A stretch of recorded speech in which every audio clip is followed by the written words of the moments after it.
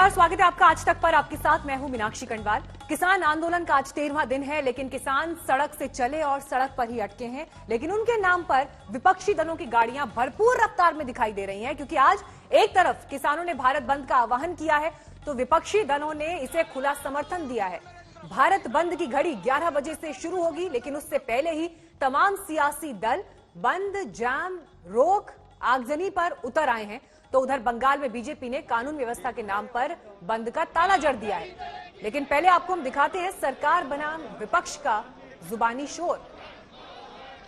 और उससे पहले एक नजर तस्वीरों पर भी डाल लीजिए जो आपको इस वक्त दिखाई दे रही हैं।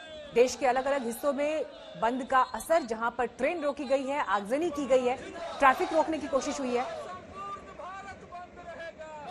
13वां दिन आज किसान आंदोलन का, लेकिन देखना यह भी अहम है कि कल के दिन बातचीत होनी है सरकार के साथ, और बातचीत से ठीक एक दिन पहले किसानों ने बंद का आह्वान किया है। तो सवाल यह भी उठ रहा है कि यह किस हद तक जायज है कि एक तरफ बातचीत चल रही है और दूसरी तरफ बंद का आह्वान किया जा रहा है। लेकिन फिर दूसरा पहलू यह भी दिखाता है कि क्या ये एक तरह की दबाव की कोशिश है, सरकार पर दबाव बनाने का प्रयास है।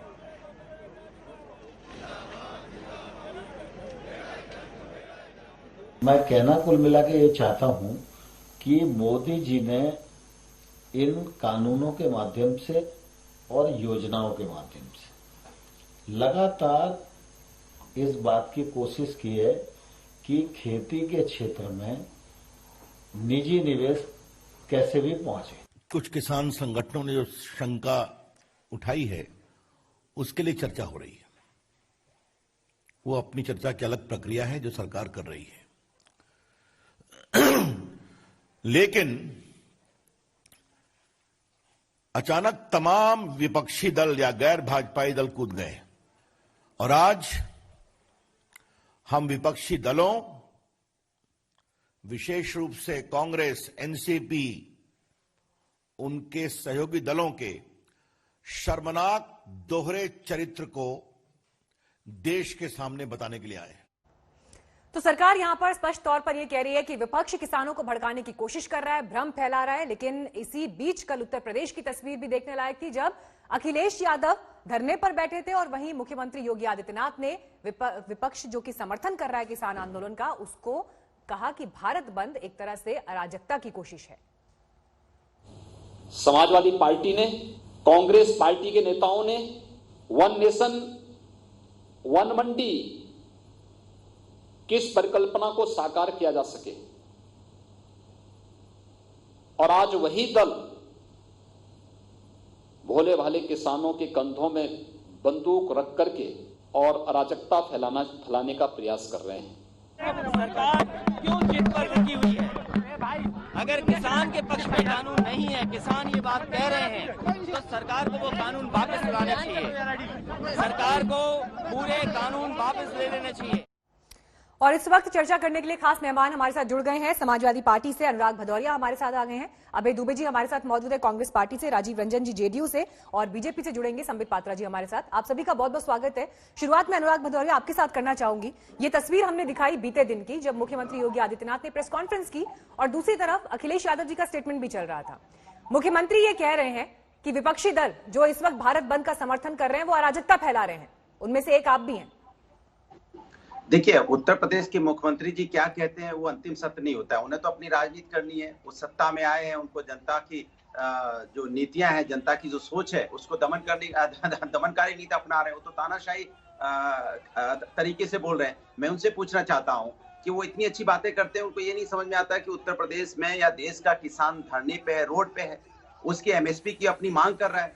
क्या दिक्कत है अगर आप किसानों की बात मान लोगे? तो आप तानाशाही अपनाने की कोशिश करते हो। हम किसानों के समर्थन में जाते हैं तो आप चारों तरफ बैरिकेडिंग लगा देते हो, आप लोकतंत्र को खत्म करना चाहते हो। अगर मुख्यमंत्री जी को इतनी समझ होती तो कम से कम लोकतंत्र की हत्या तो नहीं करते ना, बैरिकेडिंग तो नहीं लगा देते। आपको डर किस बात का है भाई? हम कहीं मारपीट करने तो जा नहीं रहे थे। हम किसानों के समर्थन में जो हमारा अन्नदाता है, अनुराग जी, उनकी मंशा खराब। सवाल विपक्ष की मंशा पर इस बात को लेकर है कि सितंबर 2020 में कानून पास होता है और विपक्ष को याद आती है 26 नवंबर 2020 से, जब किसान सड़क पर आ जाता है आंदोलन के लिए। आप सितंबर 2020 से लेकर 25 नवंबर 2020 तक कहां थे?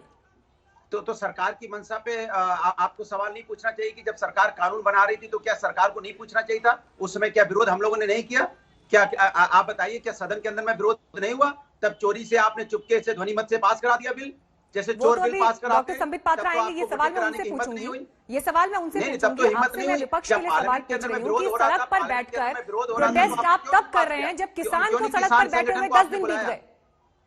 अरे मैं आपसे पूछ रहा हूँ क्यों? जब पार्लियामेंट में आज से थोड़ी विरोध हो रहा है, पार्लियामेंट के अंदर से विरोध शुरू हुआ है इसका। पार्लियामेंट में अपोजिशन पार्टी विरोध कर रही थी, हम समाजवादी लोग विरोध कर रहे थे, लेकिन उन्होंने चोरी तरीके से ध्वनिमत से बिल पास कर दिया, उसके बाद से आवाज उठी है। और सांकेतिकी सही, कांग्रेस पार्टी तो फिर भी ट्रैक्टर जलाकर या पंजाब पहुंचकर अपना विरोध जताती हुई दिखाई दी थी तस्वीरों में। समाजवादी पार्टी कहां थी?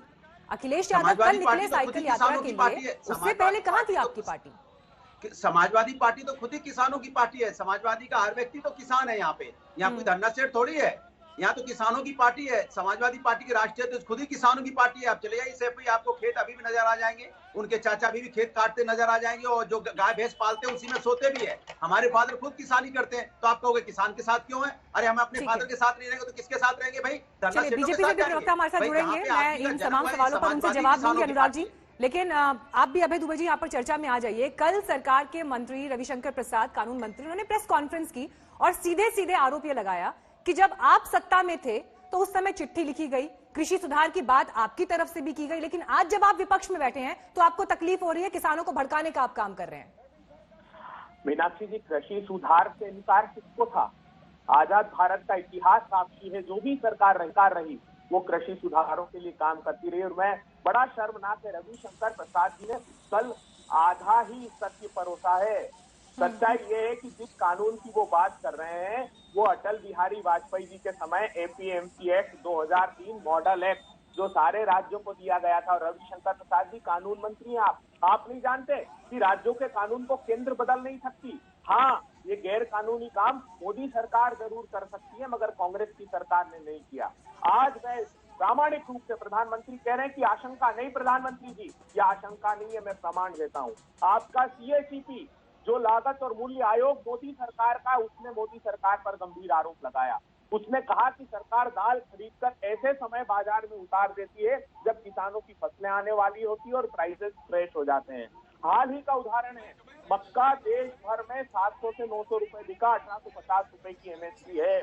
मोदी सरकार ने 23 जून 2020 को एक नोटिफिकेशन इशू किया, वो जो 50% इंपोर्ट ड्यूटी थी उसको 15% करके 5 लाख मेट्रिक टन सस्ता मक्का विदेशों से मंगा दिया और प्राइसेस फ्रेश हो गए। मैं बार बार प्राइसेस फ्रेश होने की बात ये करता हूँ कि समर्थन मूल्य पर सरकारें अनाज सिर्फ 6 से 8% खरीदती है। 94% किसानों का उत्पाद बाजार के भाव वाले होता है। मेरा सवाल आपसे अभय जी ये है, जो कानून है आपने भी पढ़ा होगा, मेरा सवाल अभय जी आपसे ये है, कानून आपने भी पढ़ा होगा, क्या आपको लगता है इसमें ऐसी कोई बात नहीं है जो किसानों की आगे इन द लॉन्ग रन जो है भलाई की तरह दिशा में काम करेगा? सब कुछ खराब है इसमें किसानों के लिए, कुछ भी उनकी बेहतरी के लिए नहीं है। मीनाक्षी, लंबे समय में पूंजीपतियों के हित साधने के लिए सिर्फ कानून लाया गया है, किसानों के लिए कुछ नहीं है इसमें?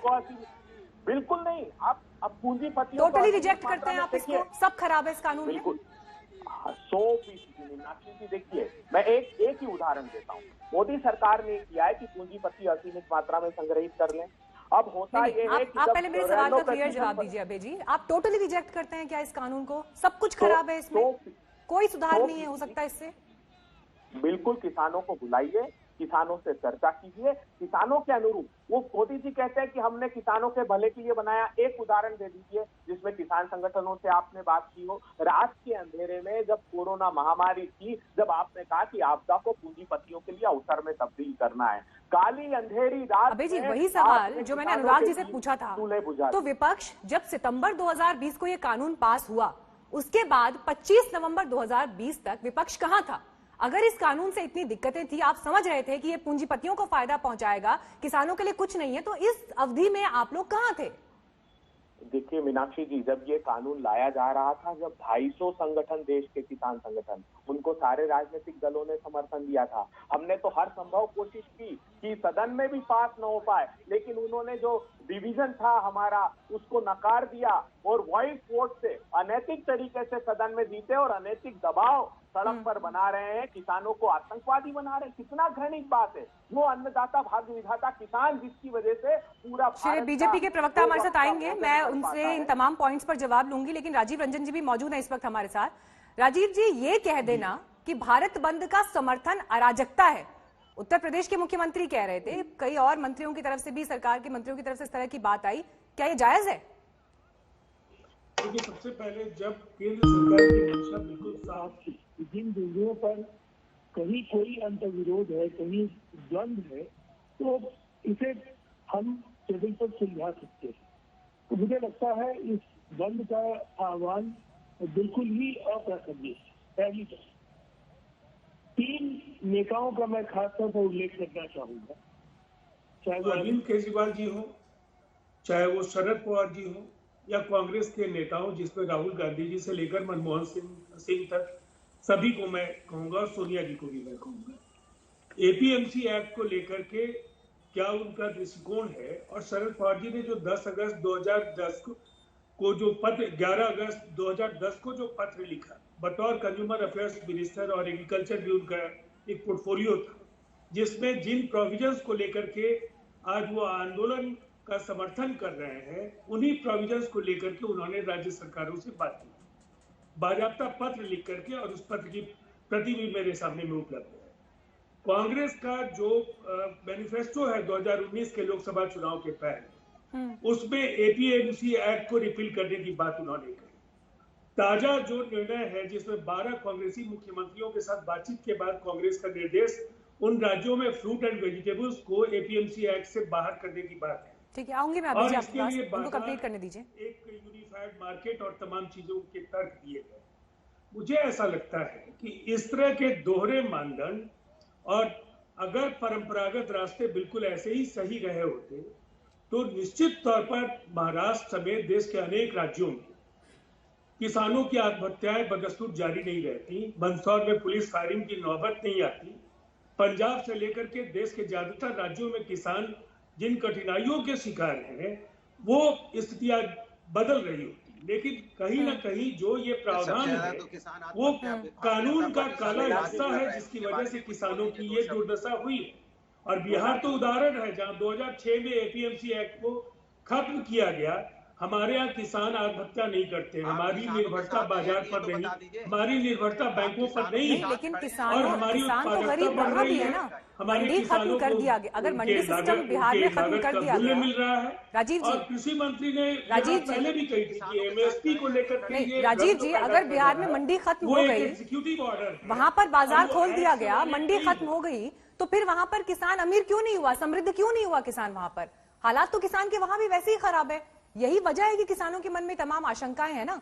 ठीक है, अभी जी रिस्पॉन्ड करिए, फिर मैं अनुराग जी के पास जाऊंगी। हाँ, देखिए मीनाक्षी जी, बहुत ही प्रासंगिक प्रश्न आपने किया। मैं राजीव रंजन जी को बताना चाहता हूँ, दूर मत जाइए। मोदी सरकार के नाबार्ड की 15-16 की रिपोर्ट में लिखा गया है कि सबसे बदतर हालात किसानों के बिहार में है। क्यों? देखिए 2015-16 में 9000 प्रोक्योरमेंट सेंटर थे बिहार में, सरकारी खरीद के कह रहा हूँ। वो आज जब 2021 में मैं बिहार में गया था चुनाव में, तो पता लगा बिहार की चिंता तो बाद में कीजिए, पहले कांग्रेस आपके समय पर जो अभी अभी जी मैं लौटूंगी आपके पास। ठीक है, अभी जी आपके पास लौटेंगे। इस वक्त हमारे साथ मध्य प्रदेश के मुख्यमंत्री शिवराज सिंह चौहान आ गए हैं। शिवराज जी, आपका बहुत बहुत स्वागत है आज तक पर। धन्यवाद। शिवराज जी, भारत बंद का आह्वान किसानों ने किया है, जो 13 दिन से धरने पर बैठे हैं। मध्य प्रदेश में भारत बंद को लेकर इस वक्त क्या स्थिति है, क्या सरकार की रणनीति है? एक तो मैं सभी किसान भाइयों से ये अनुरोध करना चाहूंगा कि जब बातचीत के दरवाजे खुले हैं, सरकार हर शंका के समाधान के लिए तैयार है। अगर ऐसा कहीं लगता है कि रास्ता निकालने की जरूरत है, तो उससे कोई इनकार नहीं है। तब भारत बंद का औचित्य नहीं है। और इस भारत बंद की आड़ में कुछ राजनीतिक दल अपनी रोटियां सेकने में लग गए हैं, और इसलिए भारत बंद का कोई औचित्य नहीं जब वार्ता के द्वार खुले हैं। खुले मन से सरकार बात कर रही है। जहां तक मध्य प्रदेश का सवाल है, मध्य प्रदेश में किसान तीनों किसान कानूनों के पक्ष में हैं। क्योंकि वो जानते हैं कि ये बड़े दूरगामी फैसले हैं। हमारे प्रधानमंत्री नरेंद्र मोदी जी, उन्हें शॉर्ट टर्म प्लानिंग भी की है किसानों की आय बढ़ाने के लिए, और लॉन्ग टर्म प्लानिंग भी की है। और ये सुधार वही है जिसकी वकालत लंबे समय से, जब यूपीए की सरकार थी, प्रधानमंत्री श्रीमान मनमोहन सिंह जी करते थे। शरद पवार जी ने तो मुझे चिट्ठी लिखी है, चिट्ठी मेरे पास रखी है, डियर शिवराज सिंह जी, और इस चिट्ठी में उन्होंने वकालत की है। मैं केवल 2 पंक्तियां उसकी पढ़ना चाहता हूं, जो आग्रह पूर्वक शरद पवार जी ने मुझे कही थी।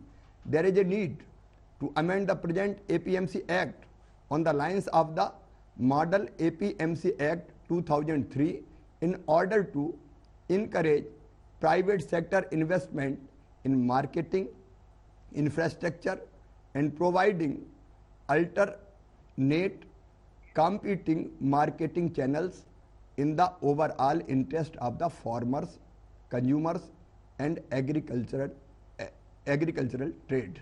अब ये शरद पवार जी की चिट्ठी है। यूपीए की चेयरपर्सन थी सोनिया गांधी जी, श्रीमती सोनिया गांधी जी। प्रधानमंत्री जी थे श्रीमान मनमोहन सिंह जी, जो वकालत करते थे कि कृषि कानूनों में यह सुधार होना चाहिए। आज मैं सीधा सवाल सोनिया गांधी जी से करना चाहता हूं, उनको जवाब देना पड़ेगा। आप वकालत करती थी, और ये जो मॉडल एपीएमसी एक्ट है उसमें क्या था?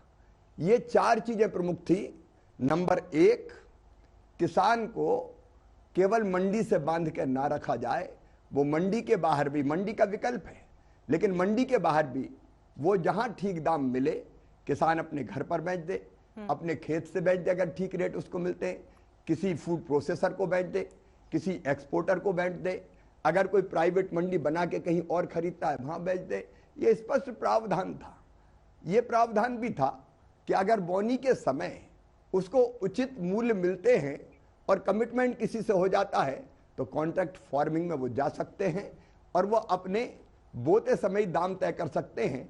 अगर कीमत बहुत ज्यादा बढ़ गई तो उस कॉन्ट्रैक्ट से बाहर निकलने का अधिकार भी उनके पास है जी। और तीसरी चीज जो प्रमुख रूप से थी कि कितना व्यापारी खरीद सकता है, स्टॉक की लिमिट क्या हो, इस लिमिट पर कोई प्रतिबंध नहीं होना चाहिए, स्टॉक लिमिट तय नहीं होना चाहिए। अब जो चीज यूपीए के समय प्रधानमंत्री जी, सोनिया गांधी जी, शरद पवार जी सब के सब कह रहे थे, वही चीजें कही गई है। और इसके बाद एकदम यू टर्न कांग्रेस का। ये पाखंड नहीं है क्या? ये बेईमानी नहीं है क्या? ये धोखा नहीं है क्या?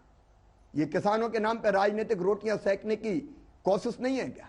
ये वही कांग्रेस है जिसने मध्य प्रदेश की धरती पर, जिसके नेताओं ने किसानों को भड़काया था। और मुझे आज तक याद है, आज तक ने उस समय भी किसानों को भड़काते हुए आओ आग लगा दो ये वीडियो दिखाए थे और मंदसौर जैसा कांड हुआ था। तो मेरी अपील है सभी किसान भाइयों से, बहनों से कि सरकार खुले मन से बात करने को तैयार है हर मुद्दे पर, हर शंका के समाधान के लिए, हर कठिनाइयों के हल के लिए। और इसलिए इस बंद का और इस तरह के आंदोलन का औचित्य नहीं है। ठीक है शिवराज जी, एक जो तस्वीर दिखाई देती है, अंतर जो दिखाई देता है, हम देख रहे हैं कि जो किसान धरने पर बैठे हैं, पंजाब, हरियाणा, राजस्थान के भी हैं, उत्तर प्रदेश के कुछ किसान, उत्तराखंड के भी कुछ किसान वहां पहुंचे हैं। मध्य प्रदेश में ये जो विरोध है ये उतना मुखर नहीं दिखाई देता है। आप लोगों ने कैसे किसानों को समझाया है, या क्यों वो इस विरोध के स्वर में उतने मुखर नहीं दिखाई देते हैं? देखिए, प्रधानमंत्री नरेंद्र मोदी जी किसान हितैषी प्रधानमंत्री, उनसे बड़ा किसानों का हितैषी कोई नहीं है। अब मैं जब मुख्यमंत्री नहीं था, फसल बीमा योजना, प्रधानमंत्री फसल बीमा योजना, किसानों ने प्रीमियम दिया था। कांग्रेस की तत्कालीन सरकार ने अपने हिस्से का प्रीमियम राज्य का नहीं भरा था, इसलिए किसानों को फसल बीमा योजना की राशि नहीं मिल रही थी। मुख्यमंत्री बनते ही मैंने 2200 करोड़ रुपया प्रीमियम के जमा किए, किसानों के खाते में 3100 करोड़ रुपया गए। और उसके बाद जो रबी और खरीफ की दोनों की फसल थी 2019 की, उसके लिए 4688 करोड़ रुपया फिर फसल बीमा योजना की राशि हमने किसानों के खाते में डाली। कांग्रेस ने नहीं डाली थी, हमने फसल बीमा योजना की राशि किसानों के खाते में डाली। प्रधानमंत्री किसान सम्मान निधि की जो सूची थी, कांग्रेस ने वही अपडेट नहीं की। कांग्रेस का क्या जाता था, हिंग लगे ना फिटकरी, रंग चढ़े चोखा, केवल सूची भर देनी थी, सब किसानों की सूची नहीं दी। हमने सूची तैयार करके किसानों की प्रधानमंत्री जी को भेजी, सबके खाते में प्रधानमंत्री किसान सम्मान निधि के पैसे डल गए। हमने ये भी तय किया कि प्रधानमंत्री किसान सम्मान निधि के साथ मुख्यमंत्री किसान कल्याण निधि की राशि भी डालेंगे, वो पैसा किसानों के खाते में चला गया। हमने अगर किसान को फसलों को नुकसान हुआ बाढ़ के कारण, उसके राहत की राशि डालना हमने प्रारंभ कर दी। प्रधानमंत्री जी ने 1 लाख करोड़ रुपए का एग्रो इंफ्रा के लिए एक आत्मनिर्भर भारत जो योजना है उसके अंतर्गत प्रावधान किया। हमने उसके प्रोजेक्ट बना लिए, हमने एफपीओज बनाए, उनको आंदोलन का हम रूप दे रहे हैं। और जहां तक खरीदी का सवाल है, मैं तो कांग्रेस के नेताओं से सवाल करना चाहता हूं, और मैडम सोनिया गांधी बताए, जब यूपीए की सरकार थी एमएसपी पे खरीदी 2009 से 2014 के बीच केवल 2,06,000 करोड़ रुपए की हुई थी। एनडीए ने 14 से लेकर 19 मोदी जी के प्रधानमंत्री रहते हुए ये खरीदी की 4,95,000 करोड़ रुपए की। धान की मैं बात कर रहा हूं।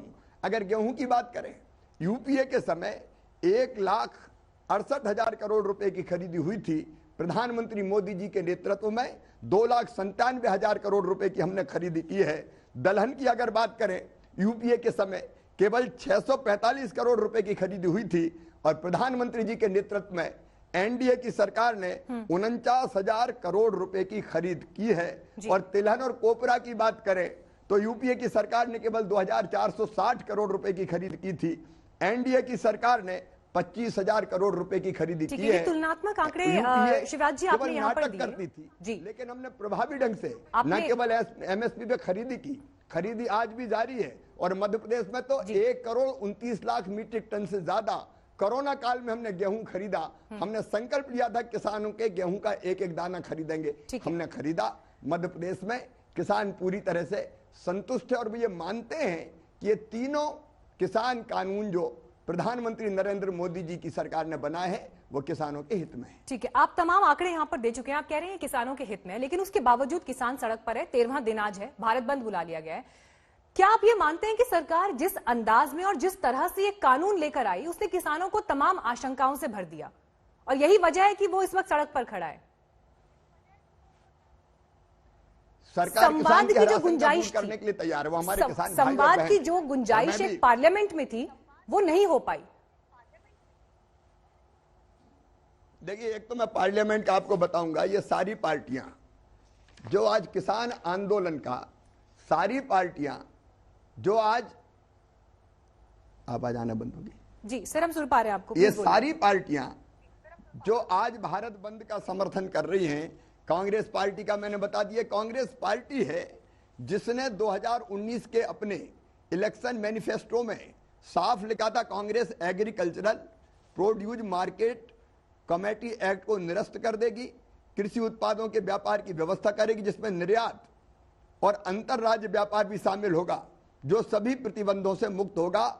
उनका यह घोषणा पत्र अभी उनकी वेबसाइट पे है, देख सकते हैं। ये बातें उनके मैनिफेस्टो में पेज नंबर 17 के पॉइंट नंबर 11 में दर्ज है। कांग्रेस ने अपने मैनिफेस्टो में वादा किया था कि वह एसेंशियल कमोडिटी एक्ट को खत्म कर उसकी जगह ईसीए 1955 के नाम से नया कानून लेकर आएगी। इसे भी उनके घोषणा पत्र में पेज नंबर 18 में देखा जा सकता है। राहुल गांधी जी स्वयं भी पहले 27 दिसंबर 2013 को यह वकालत कर चुके कि एपीएमसी एक्ट के तहत फलों और सब्जियों को डीलिस्ट कर देंगे। ये कांग्रेस कह चुकी है पहले। शरद पवार जी की बात मैंने आपसे बताई, डीएमके ने भी ये विपक्षी पार्टियों की बात, कृषि सुधारों का सर उस समय ये बात सर विपक्षी पार्टियों की होगी। मैं आपसे ये पूछ रही थी कि जिस तरीके से ये कानून लाया गया, चाहे डीएमके हो, किसान को भरोसे में नहीं लिया गया। मैं अपनी बात पूरी कर लूं। आम आदमी party, Swaraj party, Akali Dal, Samajwadi party, Shiv Sena, TMC, left party, इन सब ने समर्थन किया था। जहां तक किसानों के मन में कोई संदेह है तो खुले मन से सरकार बात कर रही है, कल फिर चर्चा होनी है। चर्चा में वो अपनी बात कहें, अपने तथ्य रखें। सरकार पूरी गंभीरता से उनकी शंकाओं का समाधान करेगी, उनकी चिंताओं को दूर करेगी, और वाजिब कोई तथ्य अगर वो देते हैं तो विचार करके उस पर भी फैसला लेगी। पार्लियामेंट में सर अगर ये बहस ठीक तरीके से हुई होती, जो तमाम बातें या जो आशंकाएं आज की तारीख में एड्रेस नहीं हो पाई और वो आंदोलन की शक्ल में दिखाई दे रही हैं, तो क्या आप ये मानते हैं कि ये सूरत नहीं होती आज? आप देखेंगे अगर कि पूरे देश के परिदृश्य को अगर आप देखेंगे तो देश के ओवरऑल बड़े हिस्से में कहीं इस तरह से आंदोलन नहीं है जैसा दिल्ली की बॉर्डर पर है। लेकिन हम मानते हैं कि एक भी किसान भाई और बहन के मन में अगर शंका है, क्योंकि बाकी तो जगह शंका है नहीं, जहां मन में शंका है उन शंकाओं का समाधान होना चाहिए, उसके लिए फिर से चर्चा होनी है। ठीक है, कल की चर्चा का इंतजार रहेगा, इस पर हमारी नजर भी बनी हुई है। लेकिन आज के दिन भारत बंद होता है। हमने ये देखा कि सितंबर 2020 जब ये कानून आया उसके बाद से प्रधानमंत्री हो, कृषि मंत्री हो, सरकार के जो पूरी मशीनरी है वो लगातार किसानों को कन्विंस करने की कोशिश कर रही थी। लेकिन उसके बाद भी अगर 4 महीने तक किसानों को विश्वास में नहीं लिया जा सका है, आप कहां चूक देख रहे हैं या आपको लगता है कहां पर काम करने की जरूरत है जो नहीं हो पाई है? देखिए, मैंने बताया कि देश भर में कहीं किसान कानूनों का विरोध नहीं है। कुछ किसानों के मन में शंका है तो उसको दूर करने के लिए लगातार चर्चा और बातचीत कर रहे हैं। इतना जरूर है कि कांग्रेस जैसी पार्टियां जिनकी दाल नहीं गलती मैदान में, फील्ड में, वो और शंकाएं बढ़ाने की कोशिश कर रही है, भ्रम फैलाने की कोशिश कर रही है, भ्रमित करने का प्रयास कर रही है। ये लोग मैदान में मुकाबला नहीं कर सकते और इसलिए किसी ना किसी बहाने आग लगाओ। कांग्रेस तो आज आग लगाऊ पार्टी बन गई है कि कैसे भी आग लग जाए, हिंसा हो जाए, भ्रमित कर दें। अब कई राज्यों में मध्य प्रदेश जैसे किसान नहीं निकला, लेकिन कांग्रेस के नेता निकल के आग लगाने की कोशिश कर रहे हैं। ये खतरनाक खेल है जो कांग्रेस को नहीं खेलना चाहिए किसी भी कीमत पर। मैं फिर कहना चाहूंगा, किसानों के मन में शंका है तो उसके समाधान के लिए सरकार खुले हृदय से तैयार है और कल फिर से चर्चा होगी, उन शंकाओं को दूर करने का प्रयास होगा। मुख्यमंत्री जी, लगातार हमारे साथ पैनल पर जो मेहमान आते हैं, हम लगभग सभी पक्षों को जानने की कोशिश करते हैं। एक तस्वीर जो बातचीत की सूरत में ये दिखाई देती है कि अगर 2 पक्ष आमने सामने बैठे हैं तो थोड़ा सा किसी को कदम पीछे खींचना पड़ता है, थोड़ा किसी को कदम पीछे खींचना पड़ता है, एक बीच का रास्ता निकालना पड़ता है। क्या हम ये सूरत देख सकते हैं कि सरकार लिखित आश्वासन दे, संशोधन के लिए खुले मन से आगे तैयार हो? आगे सरकार तो पूरे मन से तैयार है। कल फिर चर्चा होगी, चर्चा में जो मुद्दे आएंगे उन पर सरकार भी बात करेगी और समाधान करेगी। कृषि सुधार को लेकर तमाम दलों ने इससे पहले भी बात की और कल जब कानून मंत्री प्रेस कॉन्फ्रेंस कर रहे थे तो उन्होंने यूपीए सरकार के टाइम के भी कुछ उदाहरण दिए सामने। लेकिन बड़ा सवाल शिवराज जी ये है कि कृषि सुधार को लेकर जो कानून आया और अब जो विरोध की सूरत हम देख रहे हैं, इसमें अगर सरकार को कदम पीछे भी खींचने पड़ते हैं तो कल की तारीख में कोई भी सुधार, चाहे वो लेबर लॉज की दिशा में आए या किसी और सेक्टर में आए, तो वहां पर भी ऐसी परिस्थितियां हो सकती हैं और ये एक चुनौती सरकार के लिए रहेगी। देखिए, प्रधानमंत्री नरेंद्र मोदी जी के दिल में एक ही तड़फ है, एक जिद है, एक जुनून है, एक जज्बा है अपने देश को आगे बढ़ाने का। और उसके लिए कई सुधार जो वर्षों से बहुप्रतीक्षित थे, वो सुधार उन्होंने किए हैं। कृषि कानूनों में जो सुधार किए हैं वो 100% किसानों के हित में है। वैसे और भी सुधार किए हैं। उन्होंने कल भी ये कहा है कि पुराने कानून जो 100 साल पुराने हैं उसके आधार पर राष्ट्र का नव निर्माण नहीं हो सकता और इसलिए बदलाव और परिवर्तन कई बार देश के हित में, जनता के हित में, किसानों के हित में जरूरी होते हैं। और लगातार चर्चा करके, हम संवाद करके उनके औचित्य को सिद्ध कर रहे हैं।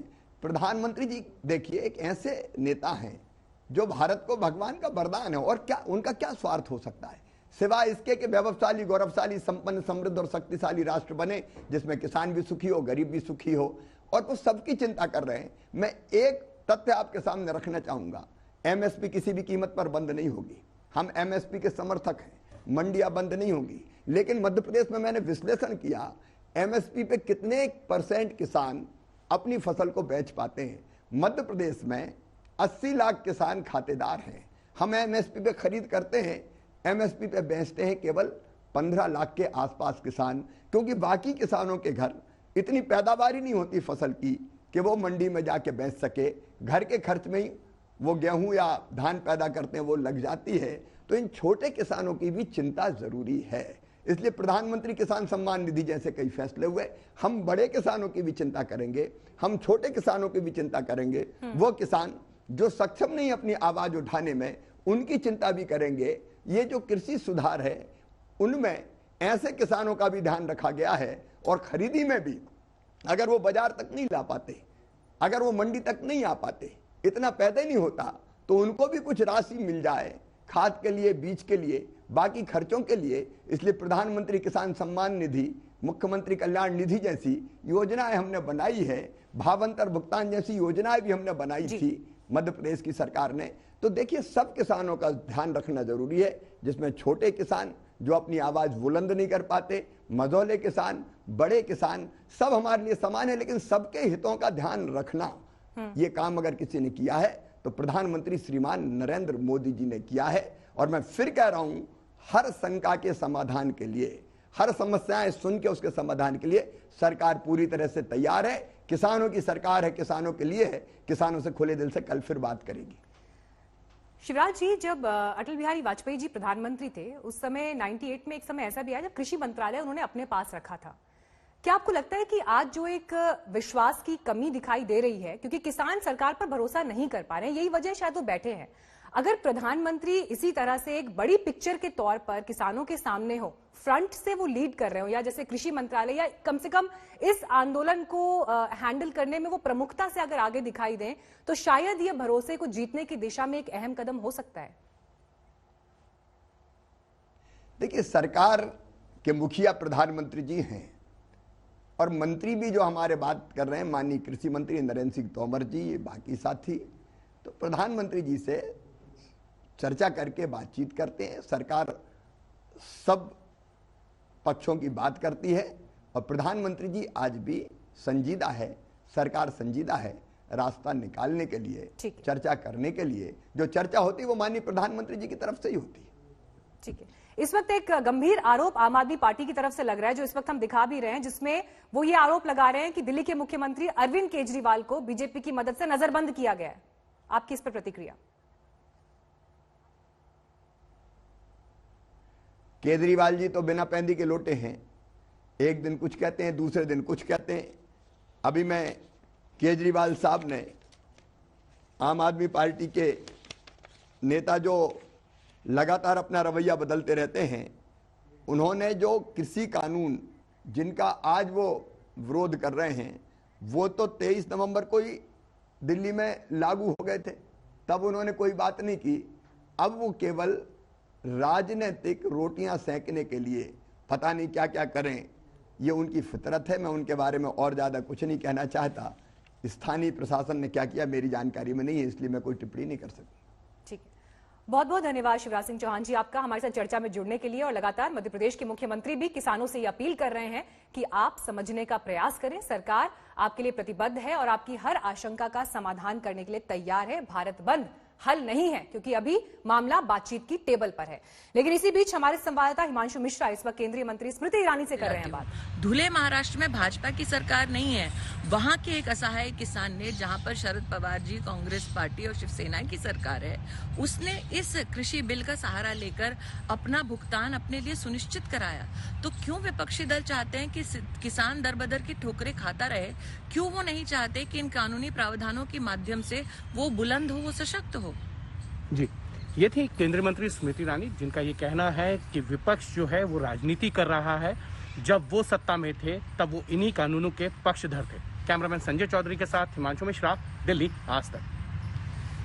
तो सरकार के तमाम मंत्री यहां पर लगातार किसानों से अपील कर रहे हैं कि वो बातचीत पर भरोसा रखें, जल्द ही हल निकलेगा। लेकिन भारत बंद की तस्वीर भी आपके सामने है और ये 13वां दिन है किसान आंदोलन का। मध्य प्रदेश के मुख्यमंत्री से भी हमने बात की और हमारे पैनल पर भी अलग अलग विपक्षी दलों के मेहमान इस वक्त जुड़े हुए हैं। सबसे पहले मैं अभय दुबे जी आपका ही रुख करना चाहूंगी। जो तमाम बातें यहां पर मध्य प्रदेश के मुख्यमंत्री ने भी की, वो साफ तौर पर ये कह रहे हैं कि विपक्ष किसानों को भरमा रहा है। जब आप खुद सत्ता में थे तो आपके सुर अलग थे, अब सुर बदल गए हैं। मीनाक्षी जी, मैं 3 बातें बहुत प्रामाणिक रूप से रखना चाहता हूं। पहले तो शिवराज जी ने जो बातें कही है, एक तो निर्दयता से, निर्ममता से किसान जब फसलों के दाम मांग रहे थे तो खुद उन्होंने कहा मंदसौर में किसानों के सीने में गोलियां उतार दी, जिसमें 16-17 साल के मासूम बच्चे भी थे। दूसरी बात उन्होंने भावांतर की थी, तो शिवराज जी 2017 से भावांतर के 1700 करोड़ रुपए केंद्र सरकार से आपने नहीं दिलाए। प्रधानमंत्री फसल बीमा का जिक्र उन्होंने किया। आप जानती है कितनी शर्मनाक बात है, 2017-18 का पैसा था जो शिवराज जी की सरकार ने नहीं दिया। कमलनाथ जी को जब केंद्र सरकार की चिट्ठी आई कि आपने 2019 का पैसा तो भेज दिया है मगर पुराना पेंडिंग है, हम फसल बीमा का भुगतान कैसे करें? शरद पवार जी ने जो चिट्ठी लिखी थी उसके क्या मायने थे सर? फिर उस चिट्ठी में क्या बात थी, वो आज के वक्त से कैसे जुदा है? देखिए, मैं ये बता रहा हूं आपको कि बहुत अच्छी बात की शिवराज जी, 2003 का जो मॉडल एपीएमसी एक्ट था जिसका मैंने जिक्र शो के शुरू में किया था, उस पर कांग्रेस की सरकार ने भी, क्योंकि बाद में जो सरकार आई निरंतर, उन्होंने भी कहा कि आप अपने आधार पर, राज्यों के आधार पर इनको संशोधित कीजिए। वहां केंद्रीय कानून थोप नहीं दिया गया जैसा मोदी सरकार ने आज किया है। आपने बिल्कुल ठीक कहा, ना सदन में चर्चा की। एक कानून का उदाहरण दे दीजिए कांग्रेस पार्टी का जिसमें स्टेक होल्डर संबित पात्रा आ गए चर्चा में। संबित पात्रा जी, आप देर से आए चर्चा में, लेकिन जो विपक्षी दल है उनका ये आरोप है कि आप कृषि सुधार के नाम पर जो कानून लेकर आए हैं वो आप थोप नहीं सकते, आपको सुनना पड़ेगा दूसरों को भी, और जिनके लिए ये कानून बना रहे हैं वो क्या चाहते हैं, उनकी भावनाओं को क्यों नहीं शामिल किया गया? मीनाक्षी जी, पहले तो मैं क्षमा प्रार्थी हूं, मैं थोड़े देर से जुड़ रहा हूं और अभी कैमरा पर्सन भी आ गए हैं, तो 2-4 मिनट में कैमरे से भी जुड़ जाऊंगा, मगर अभी फोनों पे हूं। देखिए मीनाक्षी जी, जहां तक थोपने की बात है, कौन थोप रहा है? बातचीत नहीं चल रही है क्या? आप खुद देखिए कितने चरणों की बातचीत माननीय किसानों के साथ हमारी जो मंत्रिमंडल है वो बातचीत कर रही है, और इसका समाधान कैसे निकले इसकी चिंता भी की जा रही। दूसरी बात है, जहां तक ये जो 19 पॉलिटिकल पार्टीज हैं, ये जो दल किसानों के साथ आज हमदर्दी दिखाने का प्रयास कर रहे हैं, ये भारत बंद में अपने आप को शामिल करने का प्रयास कर रहे हैं, इनके दोगलेपन को आज हम एक्सपोज करना चाहते हैं। कल रविशंकर प्रसाद जी ने भी प्रेस कॉन्फ्रेंस किया और उन्होंने पॉइंट्स गिनवाए। शरद पवार जी की चिट्ठी के विषय में आप जिक्र कर रही, अभी कैमरा होता तो मैं कैमरे पे वो दोनों चिट्ठी दिखा था, 2010 का और 2011 का। 2010 और 2011 में शीला दीक्षित जी को, बाकी राज्यों के शिवराज सिंह चौहान जी आपके चैनल में थे, उनको खुद चिट्ठी शरद पवार जी ने लिखा था और कहा था एपीएमसी के कानून को रिफॉर्म करने की आवश्यकता है, उसको निकालने की आवश्यकता है, और वहां प्राइवेट प्लेयर किस प्रकार से अधिक मात्रा में पार्टिसिपेट कर सके, इसलिए ये रिफॉर्म लाना चाहिए। नंबर 1, अमरिंदर सिंह जी ने 2016 में, मैं आपको डेट भी बताऊंगा, 2016 में एक ट्वीट किया था, और ट्वीट करके क्या कहा था? उन्होंने कहा था कि हमने रिलायंस को अपने यहाँ पर 3000 गांव में स्थान दिया है और 3000 गांव में 3000 करोड़ रुपए के निवेश के लिए कहा है। रिलायंस अगर ये निवेश कर देती तो 1.5 लाख किसानों की आय 1.5 साल के अंदर तिगुनी हो जाती, किंतु अकालियों ने इसे रोक दिया। अरे आप रिलायंस के साथ समझौता करें तो वो बल्ले बल्ले हो गया। हम कह रहे हैं कि मार्केट खोल देंगे और ऑप्शन देंगे आपको। चलिए, विपक्ष तो एक तरफ है संबित जी, लेकिन किसान भी तो सड़क पर है ना। विपक्ष तो ठीक है, विपक्ष अगर राजनीति कर रहा है वो अलग बात, लेकिन किसान तो सड़क पर है ना। जो किसान आंदोलन कर रहा है वो तो कोई पॉलिटिशियन नहीं है। देखिए बिल्कुल आपका प्रश्न उचित है मीनाक्षी जी। जहां तक किसानों का विषय है, मैं एक बात यहाँ कह दूं, करोड़ों किसान भी आज तक को देख रहा होगा, किसान जो है वो हमारा अन्नदाता है, वो हमारा भगवान है, और एक लोकतांत्रिक देश में किसान का अधिकार है कि वो अपने विषयों को लेकर प्रोटेस्ट भी कर सकता है और हमसे बातचीत भी कर सकता है। देखिए, जहां तक किसान प्रोटेस्ट का विषय है, पूरे हिंदुस्तान में आप देखिए किसी भी राज्य में और प्रोटेस्ट नहीं है। प्रोटेस्ट थोड़ा बहुत पंजाब और कुछ हिस्से हरियाणा में, जहां ये जो आड़त सिस्टम बहुत स्ट्रॉन्ग है, 25,000 आड़ती है पंजाब में है। और एक बहुत बड़ा आर्टिकल मैंने कई बार देखा है, आप इंडिया टुडे का एक आर्टिकल मेरे पास है, ये 2012 का आर्टिकल है। इंडिया टुडे ने एक बहुत बड़ा विवरण दिया हुआ है कि किस प्रकार Punjab needs to be freed of middleman in agriculture. ये जो मिडिलमैन है ये प्रति वर्ष 6,300 नहीं संबित जी, लेकिन और भी बहुत से किसान हैं जो बाकी राज्यों से भी हैं। राजस्थान से भी आवाज आ रही है, उत्तर प्रदेश से भी, उत्तराखंड से भी किसान है। ऐसी बात नहीं है कि सिर्फ पंजाब और हरियाणा का। ठीक है अनुराग जी, आप बोल लीजिए, फिर संबित जी एक साथ जवाब दीजिएगा। बोलिए अनुराग जी, बोलिए अनुराग जी, बोलिए। देखिए आपने देखा कि संबित जी कितनी आसानी से झूठ बोल रहे हैं। इनके भी मुख्यमंत्री आए थे, वो आए थे प्रवक्ता की तरह, पढ़े जा रहे थे आदरणीय मोदी जी, आदरणीय मोदी जी, आदरणीय मोदी जी। अरे प्रभु, किसान धरने पे बैठा है, उसके बारे में एक शब्द क्यों नहीं बोलते भाई? कांग्रेस ने किया था, एनसीपी ने लेटर भेजा था, चिट्ठी लिए घूमते रहोगे पूरी जिंदगी क्या? आपको चिट्ठी दिखाने के लिए टीवी पे बुलाया जाता है क्या? आपको बुलाया जाता है कि आप बताइए कि आप किसानों के बारे में, जो किसान धरने पे बैठा है उसका समाधान कैसे निकालोगे? वो ये बात कह रहे हैं ना कि बातचीत के टेबल पर है तो फिर भारत बंद का क्या औचित्य है? वो यही बात तो कह रहे हैं। कांग्रेस ने बहुत नहीं, मेरी बात है, कांग्रेस ने बहुत अच्छा किया। अनुराग जी सुनिए, एक सेकंड सुनिए अनुराग जी, बात तो यही हो रही है ना कि जब कल बातचीत प्रस्तावित है, कल छठे दौर की बातचीत प्रस्तावित है, तो उससे पहले आज भारत बंद का क्या औचित्य है? यही बात तो कह रहे हैं वो। नहीं, मैं कहना चाह रहा हूँ कि लगातार बातें इतनी क्यों? 1 दौर, 2 दौर, 3 दौर, 4 दौर, 5 दौर, 6 दौर क्यों? अन्नदाता है, उसको 1 दौर की मीटिंग में क्यों नहीं खत्म कर देते आप? क्यों आप इतना लटकाना चाहते हो? किस बात का इंतजार करते हो कि किसान उठ के चला जाए, उसके बाद चलो आपकी बल्ले बल्ले हो जाए? अभय जी, आप भी छोटा सा कमेंट करिए, फिर एक साथ जवाब देंगे संबित पात्रा। इंतजार कर रहे हो? एक बात ये समझनी पड़ेगी, जो संबित पात्रा बात कह रहे हैं या शिवराज जी कह रहे हैं, वो मेरे पास पड़ा है मॉडल मंडी एक्ट 2003 अटल बिहारी वाजपेयी जी का। वो राज्यों को कन्विंस कराना था, उन पर कानून थोपना नहीं था। 2004 में 10 साल हम रहे, हमने कानून केंद्र से बना नहीं दिया संवैधानिक तरीके से। एक बात समझनी होगी कि पूंजीपतियों को पोषित करने का कानून क्यों है। राजीव रंजन बैठे बिहार से है, बिहार में हालात ये है कि 9000 प्रोक्योरमेंट सेंटर थे, वो घटाकर 1600 कर दिए।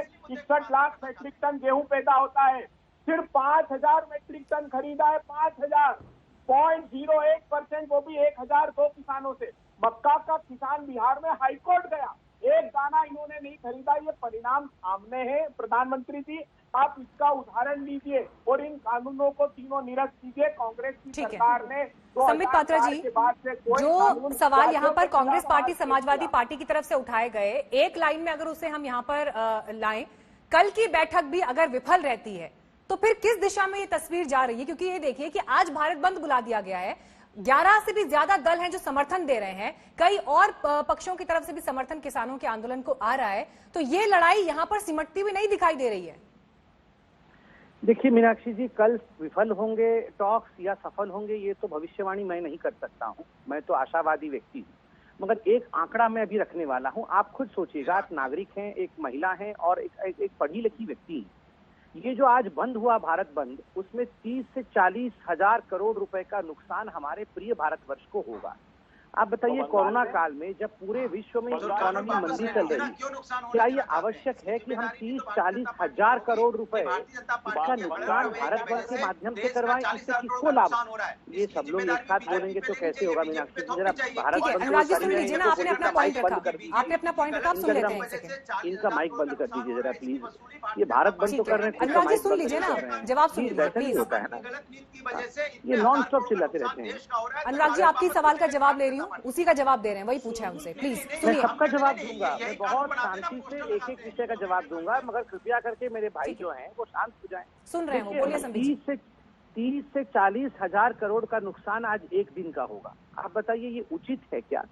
जब लोगों के ऊपर एक आर्थिक संकट ऑलरेडी कोरोना के कारण से है, उसमें ऐसे 30-40 हजार करोड़ रुपए का नुकसान, ये उचित नहीं है। नंबर 2, देखिए यहाँ एमएसपी की बात की गई, गेहूं और धान की बात की गई। मैं आपको आंकड़े देता हूं। एमएसपी पे धान जो है 240% वृद्धि हुई है धान में मोदी जी के आने के बाद।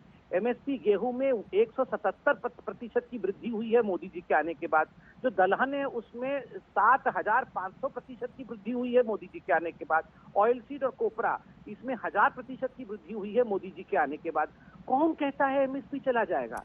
किसने कहा एमएसपी चला जाएगा? लेकिन एमएसपी का फायदा सबसे ज्यादा जिस राज्य के किसानों को मिलता है वही तो सड़क पर है। नहीं क्यों है फिर वो सड़क पर? नहीं मीनाक्षी जी, यहाँ एक विषय मैं आपको समझा दूं। देखिए, आप 5 राज्यों के आंकड़े लीजिए जीवीए का, ग्रॉस वैल्यू एडेड, अर्थात जो किसान खर्च करता है और कितना प्रॉफिट कमाता है। आपको जान के आश्चर्य होगा, तमिलनाडु पंजाब से 1/3 कम उत्पादन करता है, मगर प्रॉफिट पंजाब के किसानों से ज्यादा तमिलनाडु के किसानों को मिलता है। क्यों? ये बीच का प्रॉफिट कहाँ चला जाता है? अभी इंडियन एक्सप्रेस ने 5 दिन पहले एक स्टोरी की, और बहुत महत्वपूर्ण स्टोरी। उन्होंने कहा कि महाराष्ट्र के 4 जिलों में जो सोयाबीन के फार्मर थे, यही तो तस्वीर है ना। देखिए, जो आंकड़े आप दे रहे हैं, जमीन पर किसान की एवरेज आय 10 से 12 हजार रुपए है।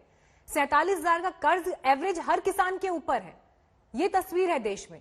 इसी वजह से सड़क पर बैठा है इस वक्त किसान बीते 13 दिन से, और यही उम्मीद है कि ये कम से कम आंदोलन अब हल की दिशा में आगे बढ़े। भारत बंद आज हो गया है, करोड़ों के फिगर आप ही दे रहे हैं नुकसान के।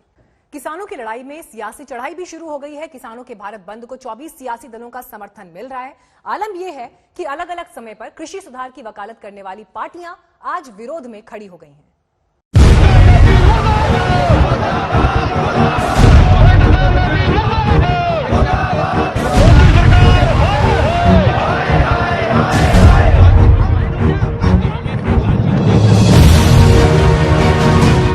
8 तारीख को भारत बंद का आह्वान किया है। आम आदमी पार्टी पूरी तरह से उसका समर्थन करती है। ऐसे एक दो नहीं बल्कि पूरे 24 राजनीतिक दलों ने किसानों के आंदोलन और आंदोलन से आगे उनके भारत बंद के ऐलान में अपनी आवाज मिला दी है। इनमें ज्यादातर राजनीतिक पार्टियां वो हैं जो केंद्र सरकार के विरोध में हैं, लेकिन इसमें वो भी पार्टियां हैं जो एनडीए का हिस्सा है। आरएलपी की टीम इन किसान बिलों का विरोध कर रही है और दिल्ली में जो किसानों का आंदोलन चल रहा है हम उनके साथ है। आवश्यकता पड़ी तो उनके कूच के अंदर मैं भी शामिल होऊंगा।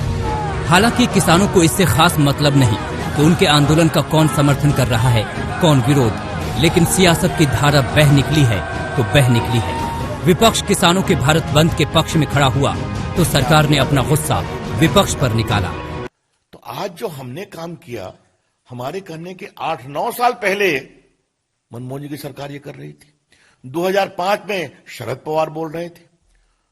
और ये बात देश के सामने बताना जरूरी है कि जिस समय शरद पवार ये बोल रहे थे 2005 में कि अगर आप सुधार नहीं करोगे तो हम वित्तीय सहयोग देना बंद करेंगे, उस समय मनमोहन सिंह की सरकार का समर्थन कौन कौन कर रहे थे? मुलायम सिंह यादव जी की party, RJD, CPI, CPM, TDP. पहले आंदोलन किसानों का था, अब विपक्ष भी उस आंदोलन के शोर पर अपनी सुविधा के साथ खड़ा है। सवाल है कि क्या किसान आंदोलन पर विपक्ष का रुख दिखावटी है? ये विरोध सिर्फ विरोध के लिए है? केंद्र सरकार कह रही है कि बिल्कुल, और इसे साबित करने के लिए उसके पास सबूत भी है। कांग्रेस ने 2019 में अपने चुनावी मैनिफेस्टो में एपीएमसी एक्ट खत्म करने की बात कही थी। 2013 में मनमोहन सरकार के दौरान ही राहुल गांधी की सभी कांग्रेसी मुख्यमंत्रियों संग बैठक में कहा गया था कि किसान कांग्रेस शासित राज्यों में अपनी फसल सीधे बेच सकते हैं। जब यूपीए सरकार के दौरान योजना आयोग ने कहा था कि मंडी सुधार करेंगे, तो आप कांग्रेस और विपक्ष मोदी सरकार के कृषि सुधार का विरोध क्यों कर रही है? तो सवाल है कि क्या किसानों के हक की बात सिर्फ सियासी नफा नुकसान के हिसाब से हो रही है? आज एनसीपी प्रमुख शरद पवार कृषि कानून के खिलाफ हैं, लेकिन 10 साल पहले कृषि क्षेत्र में प्राइवेट सेक्टर की पैरवी कर रहे थे। आज एसपी सुप्रीमो अखिलेश यादव कृषि कानून का विरोध कर रहे हैं, लेकिन कभी किसानों को मंडियों से मुक्त करने वाली रिपोर्ट देने वाली कृषि पर स्थायी समिति में उनके पिता और पूर्व एसपी सुप्रीमो मुलायम सिंह यादव भी थे। आज शिवसेना इस कृषि कानून के विरोध में है, लेकिन कभी कृषि सुधार कानूनों का समर्थन किया था। आज दिल्ली में अरविंद केजरीवाल कृषि कानून का विरोध कर रहे हैं, लेकिन 23 नवंबर को उनकी ही सरकार ने दिल्ली में इस कानून की अधिसूचना जारी कर दी थी। राजनीति अपना लिबास सत्ता और विपक्ष की तासीर के हिसाब से बदलती रहती है, और फिर तब बच जाती है बातें, और बातें तो बातें हैं, बातों का क्या। आज तक ब्यूरो।